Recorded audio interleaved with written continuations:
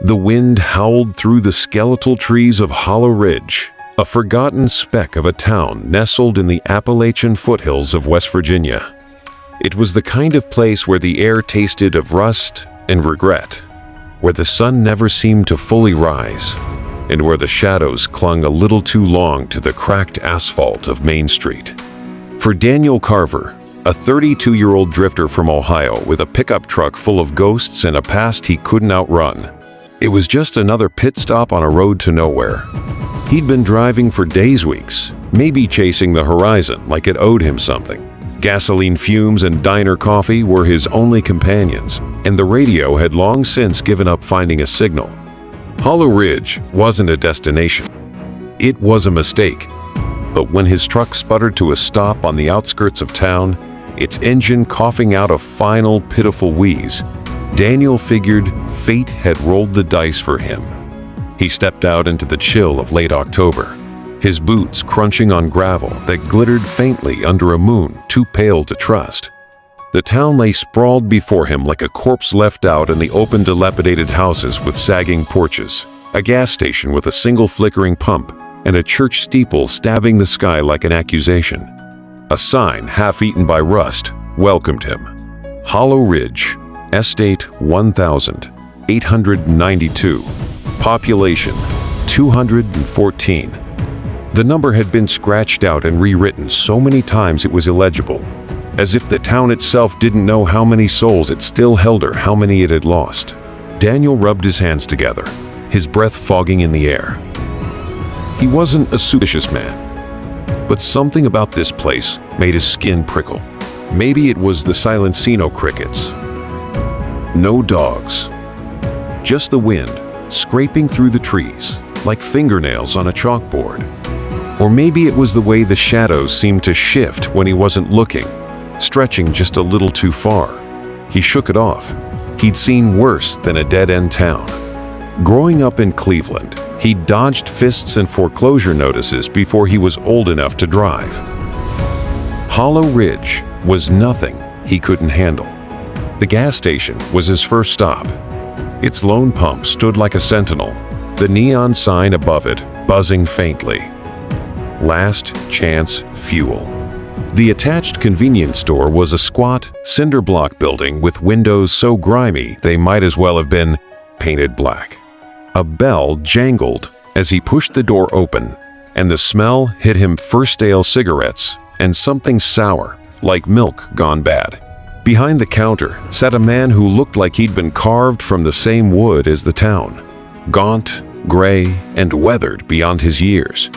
His name tag read Earl, pinned crookedly to a flannel shirt that hung off his frame like a shroud. "Truck broke down," Daniel said, shoving his hands into the pockets of his denim jacket. "Need gas. Maybe a tow if you've got one." Earl didn't look up from the crossword puzzle he was scratching at with the stub of a pencil. "Ain't got no tow," he said, voice rasping like dry leaves.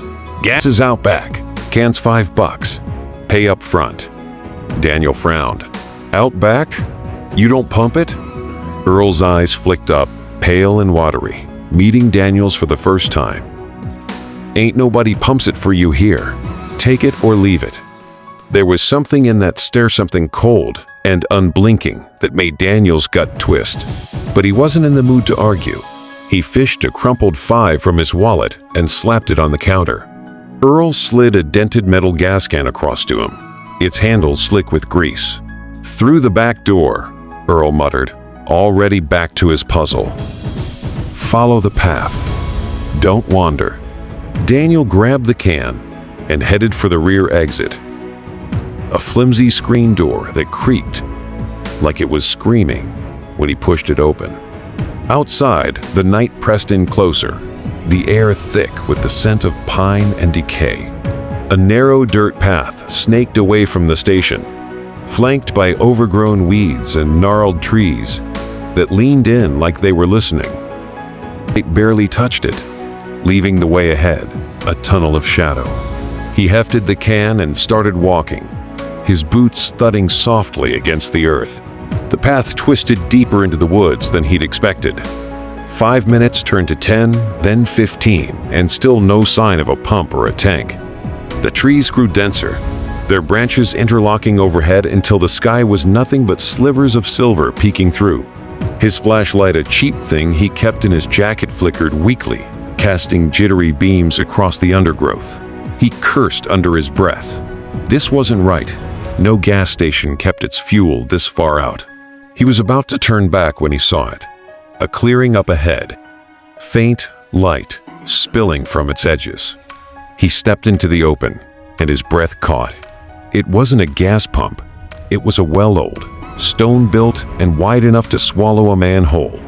Moss clung to its rim, and a wooden cover lay cracked and rotting beside it, as if someone had pried it off in a hurry. A rusted pulley dangled a rope into the darkness below, swaying slightly though the wind had died. The light he'd seen wasn't a bulb or a lantern, it was coming from the well itself. A sickly green glow pulsing faintly from its depths. Daniel's first thought was to run. Every instinct screamed at him to get the hell out of there, to leave the can and sprint back to the station, truck or no truck. But something held him in place. Curiosity, maybe, or the same stubborn streak that had kept him alive through years of bad decisions. He edged closer, peering over the rim. The glow pulsed stronger now, rhythmic, like a heartbeat. The air around the well was cold too, cold numbing his fingertips as he gripped the stone. And then he heard it. A whisper, faint and garbled, rising from the dark. "Help! Me!" The voice was human, or close to a traw, desperate and wet, like someone choking on their own blood. Daniel stumbled back, his heart slamming against his ribs. "Who's down there?" he shouted, his voice cracking. "Hey, can you hear me?" The whispering stopped. For a moment, there was nothing but silence, thick and suffocating.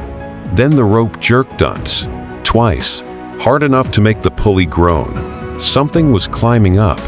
Daniel didn't wait to see what it was. He turned and ran, the gas can banging against his leg as he tore through the woods. Branches clawed at his face, roots snagged his boots, but he didn't stop until he burst back into the gas station lot, chest heaving.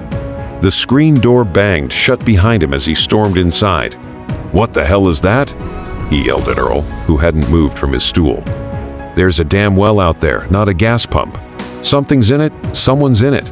Earl didn't flinch. He set his pencil down, slow and deliberate, and fixed Daniel with that same unblinking stare. "Told you not to wander," he said. "Ain't my fault you didn't listen." "What are you talking about? You sent me out there." Daniel's voice rose, sharp with panic.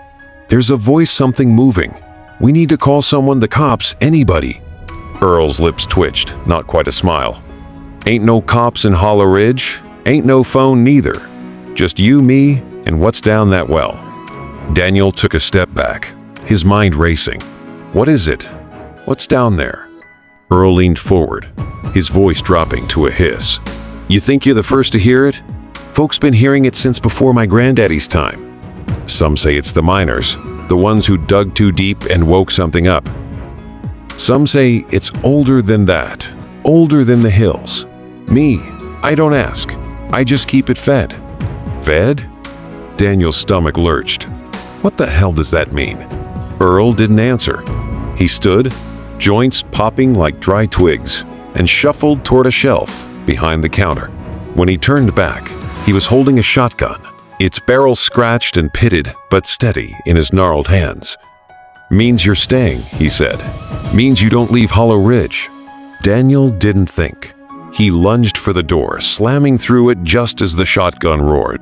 Buckshot tore into the frame, where his head had been a second before, splinters raining down as he sprinted for his truck.